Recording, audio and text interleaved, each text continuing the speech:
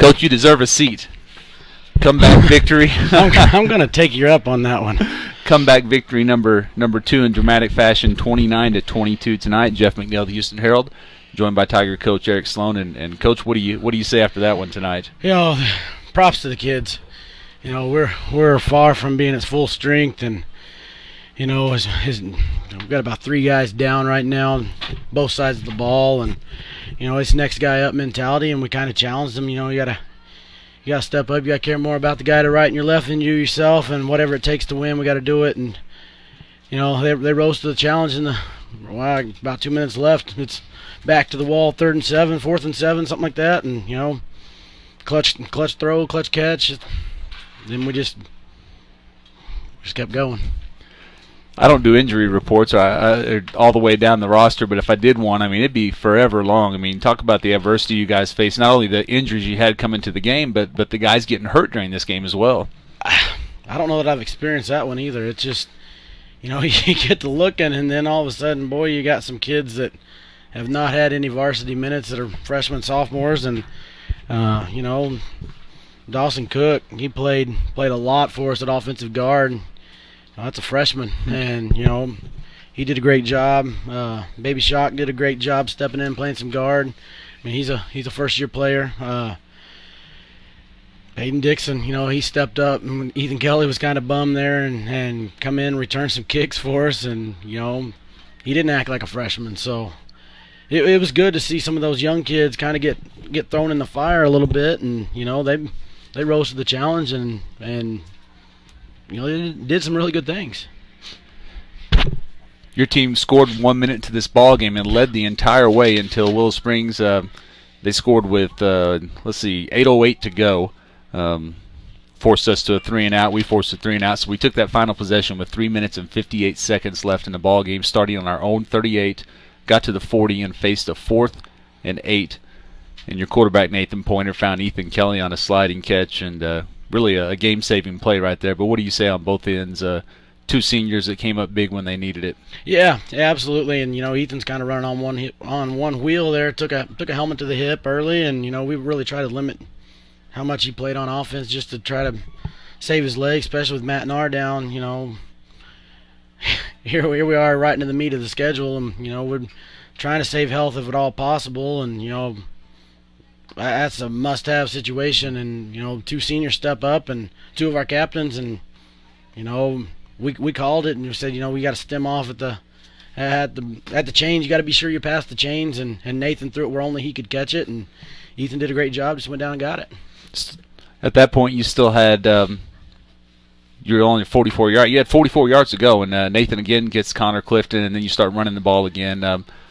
You had to finish the drive, though, even though you get that clutch first down, and the guys there from there just punched it in the end zone, and they weren't going to be denied at that point. Right. I'm aggravated at myself. We kind of just punched them in the mouth in the first half, and then we came out in the second half, and we should just try to cram it down their throat and make them like it. But I got a little fancy, and I'm fortunate. I about screwed us over there, so I'm glad that the kids rose, and that's pretty clutch right there. The kids just did a great job that last drive. Went backs to the wall, and they just accepted the challenge, got it done.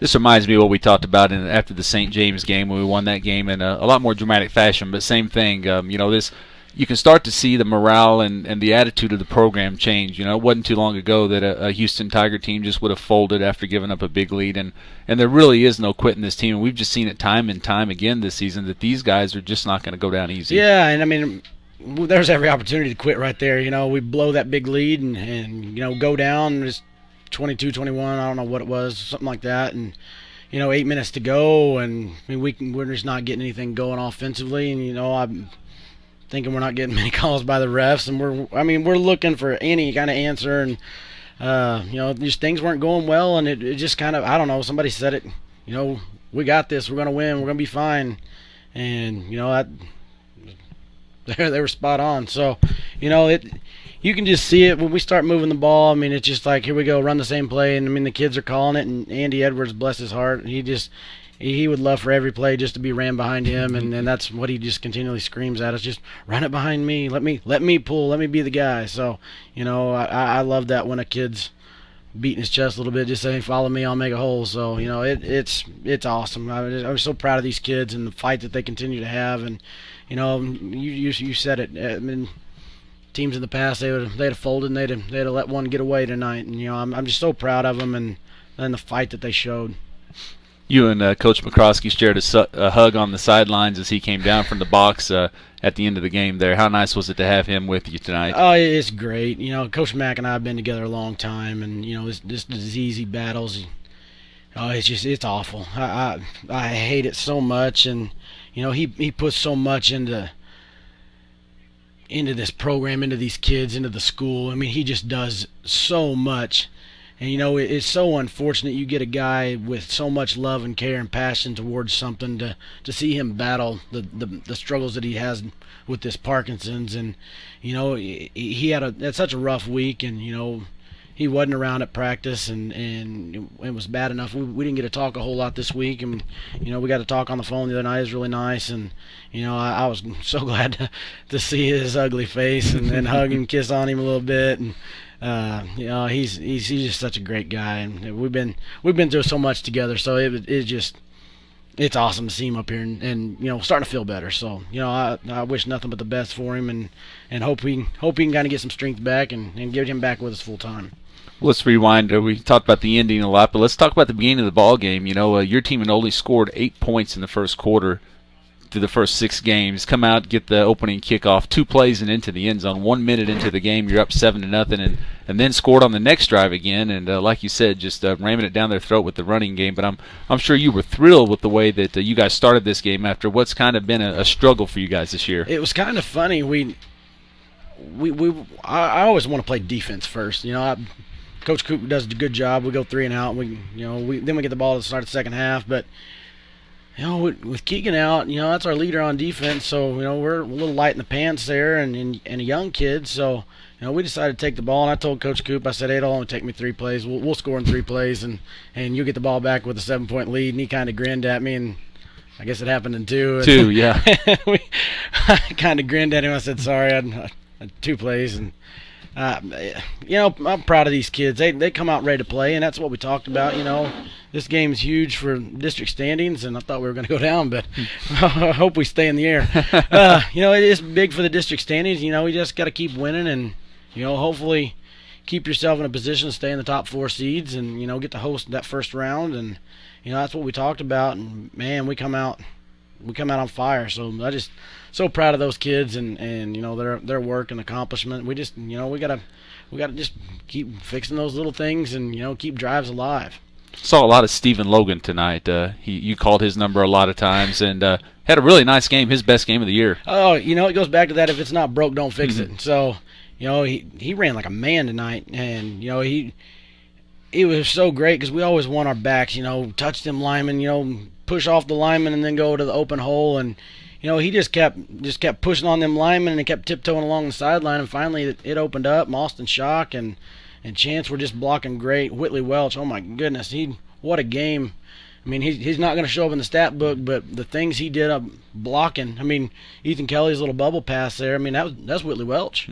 Ethan gets credit for it, but Whitley just sprung that thing loose, and what a game by him. We've been a little hard on him a little bit. You gotta stay on blocks. You gotta do a better job, and that's another senior stepping up, and it's right here in the meat of the season. So I'm proud of they just continue to put their work clothes on and come to work and got a positive attitude, and it's been fun.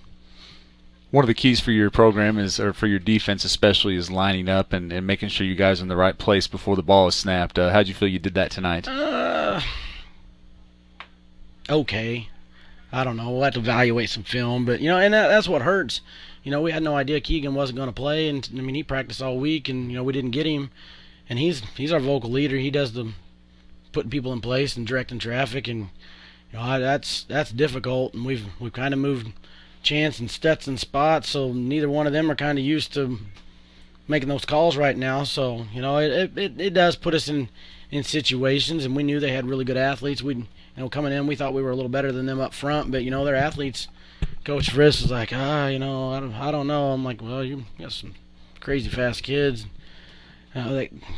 athletes are athletes, and they got some really good ones over there, and we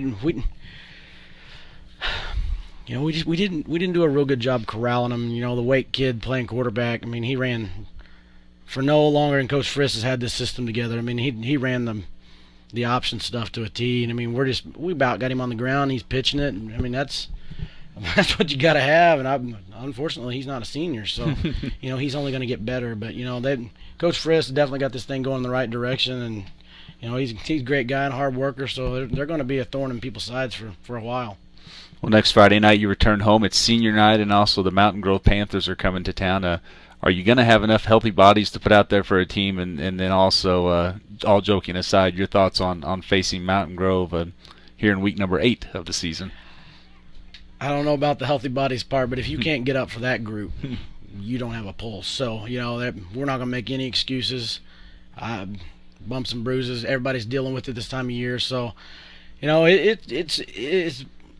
it's one of those teams that, if you're going to build a program at some point, you're going to have to knock somebody off. And, that's a quality opponent. And, they've been kind of thumping some people, and they got some crazy speed. They got a bunch of track kids that, place at the state meet. And they got some kids that have been in the weight room. They love the weight room. And, they're going to be big and strong and physical. And, that's kind of our brand of football. We're not really finesse. We'd just rather come and get you. And, it's one of those kind of assignment defense is kind of like Mountain Grove or Ava played the other night. We got to play assignment defense, got to line up correctly, and we'll celebrate this one the rest of the night. We got to go to work bright and early in the morning working on Mountain Grove, and if you can't get up for that one, you don't deserve to win. So you don't put your big boy pants on there. Coming to town, state ranked, class 3. It's nothing to lose. I mean, there's nobody in the world gonna pick us to win, so there's no pressure. It just show up and get the job done. Well, Coach, we'll let you go celebrate with your boys. Great job tonight. Congratulations. Get a prescription for some blood pressure medicine or something. If we're going to keep doing this every week, I don't know. You may have the gray coming in sooner than you anticipated. I'm telling you, the kids just keep telling me, said, "Boy, you're getting more facial hair that's gray all the time," and I'm going to start shaving it off. I'll look like Munson here in a minute. All right, Coach. Appreciate it. Congratulations. Thank you.